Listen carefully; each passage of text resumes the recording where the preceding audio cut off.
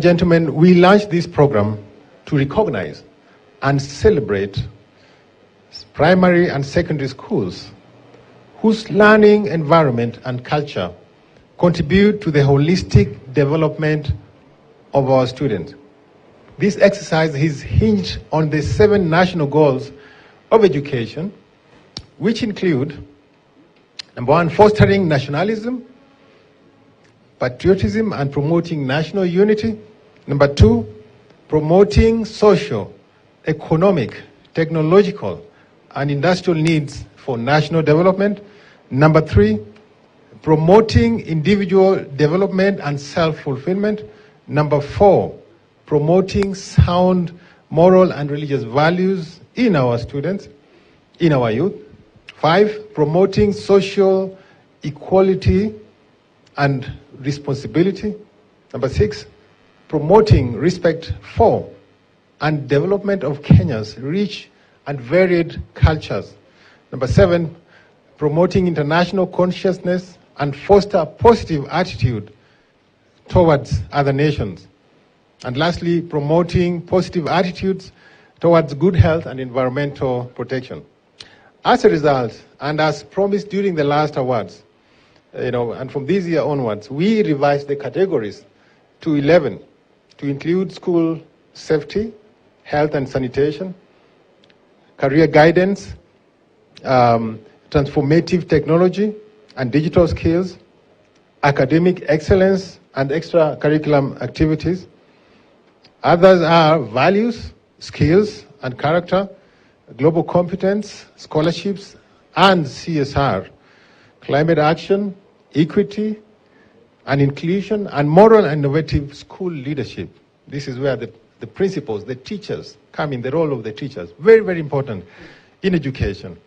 These awards, ladies and gentlemen, have encouraged both private and public schools to work hard to improve the overall quality of their schools and to be able to attract students from Kenya. And you heard Mr. Charles Ochome say that we need to promote Kenya as a destination for education. So these awards have been able to encourage our schools to be able to work hard and to attract students from Kenya and other parts of the world. Through this exercise, we are demonstrating to parents from Kenya and other countries that Kenya is a hotbed of quality education and that there is completely no need to take our children to study abroad. We have the best schools in this country. Our system of education is one of the best. Our graduates are some of the best, the most respected graduates in the region. If you go to countries like Tanzania, you'll find Kenyans working there because we are offering quality education and we need to be proud. So let's clap for our system of education. To this end, let me congratulate the Ministry of Education, for putting more efforts to roll out the CBC curriculum, and also the Kenya Private Schools Association for investing your resources in education. I take this opportunity to congratulate all the schools who have participated in this program, those who will win in various categories today, and even those who will not win this year. Now, for those who will not win this year, I am pretty sure that you will win in the subsequent categories. So, ladies and gentlemen, I really want to appreciate the CS, for education. This is the first time, I'm meeting him, and I've been seeing him in the media. A very humble man, and Mr. CS, I can assure you that in this audience today, we have stakeholders in education, private schools, investors in education, and your presence here today will encourage these stakeholders to support you, to work with you, so that whatever system of education, the CBC and any other programs, the Kenya Kwanza plan that you want to implement, these people in this audience here will work with you, will support you, so that the Kenya Kwanza plan can be able to succeed. Please clap for this minister. Yeah. So, and as I end my remarks, I want to appreciate our partners, and I want to call upon next, my friend, who has really worked with us in this journey, the CEO of the Standard Media Group, Mr. Orlando Lyomo. When we spoke to him about this, how can you recognize our schools? Rather than, the historical ranking has been the exams. When exams are announced, that's when you see people recognizing schools. But there are schools who are doing great things. There are schools who are promoting values, nurturing character, sports, talent. That's why we came up with all these variables. Climate action. There are teachers. I've met teachers who are planting trees in their schools, planting grass.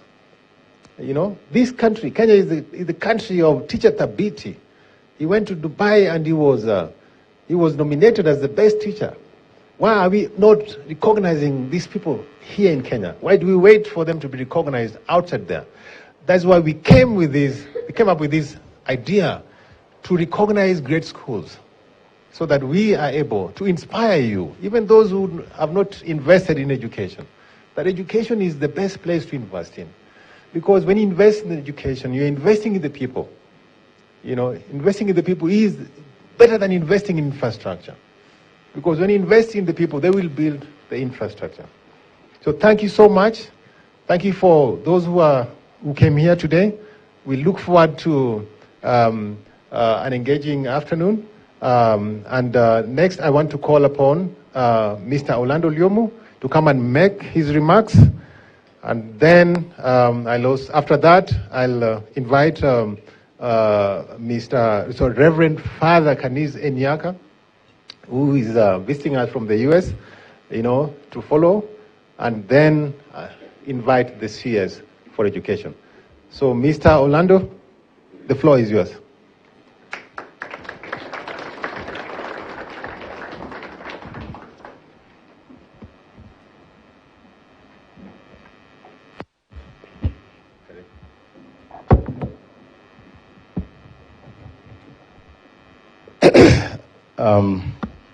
Before I get into my salutations, as I was seated there listening to a good friend, Daniel, I was just thinking, these ceilings need to be a bit higher. How many of you got that sense? For a moment, I thought he would. But luckily just had a few inches left, but such is nature. Thank you, Daniel. Honorable Ezekiel Machogu, Cabinet Secretary, Ministry of Education, all other invited guests, and allow me to associate myself with the protocol established by Daniel. The Standard Group is honored and pleased to be the media partner. This is the third edition of the Great Places to School. When we started this initiative, and I remember I was probably still in my early years as the CEO of the group, and someone came and said, there's this idea on the table, and this team is looking for a media partner. And normally partnerships, we have to ask ourselves, so what are the objectives? Where are we going with this? What's in it for everyone? And what I can say is that ever since, there are no regrets.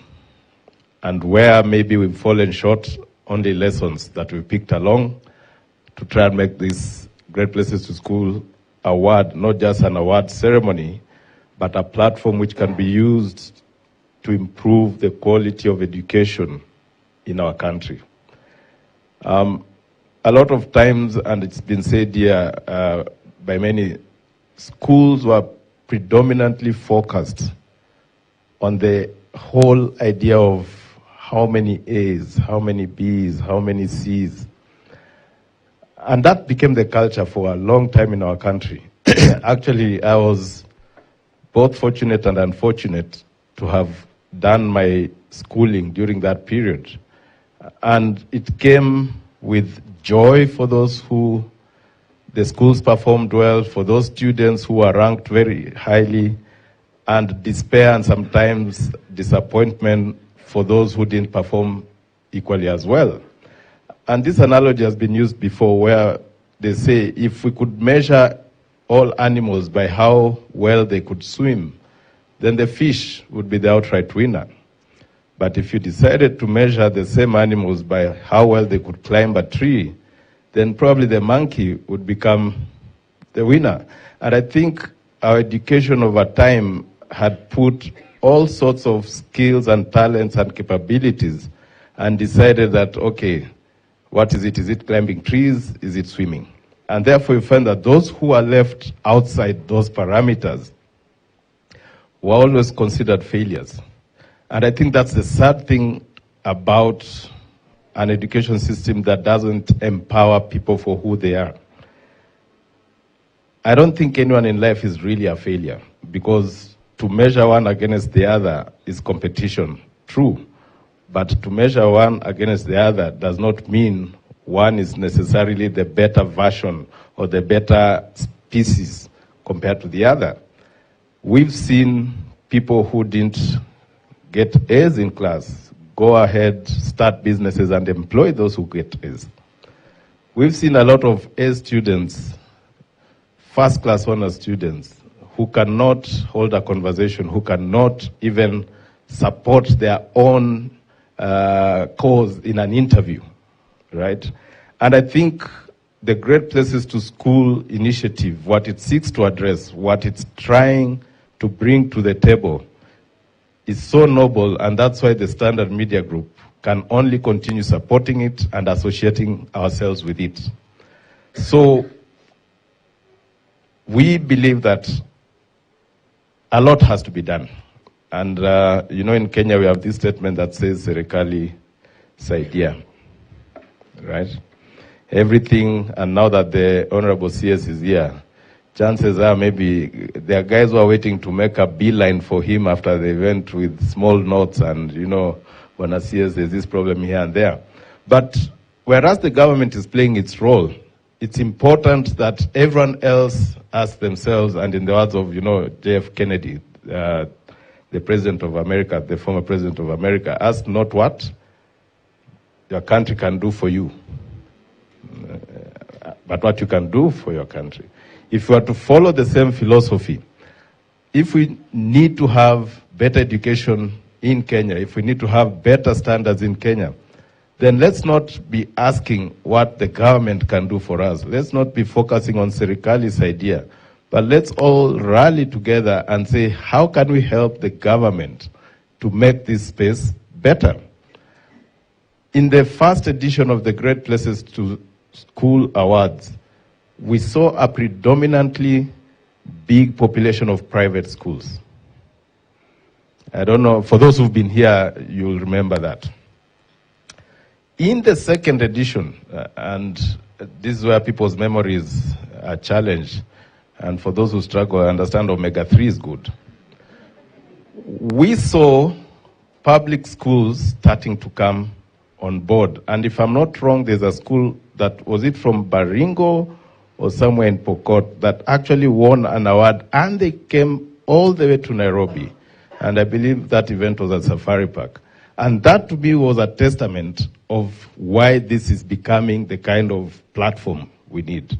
And I think going forward in the next few years, I want to look at a situation where we'll say the conversations that we had a couple of years, a few people, the vision and the dream that was started by Daniel Juma and his colleagues at Global Peace Foundation, that was accepted readily by the Kenya Private Schools Association, that was accepted by all the other stakeholders, that came to this platform, will address all these problems we keep seeing. there are many. There's inadequate learning and teaching materials.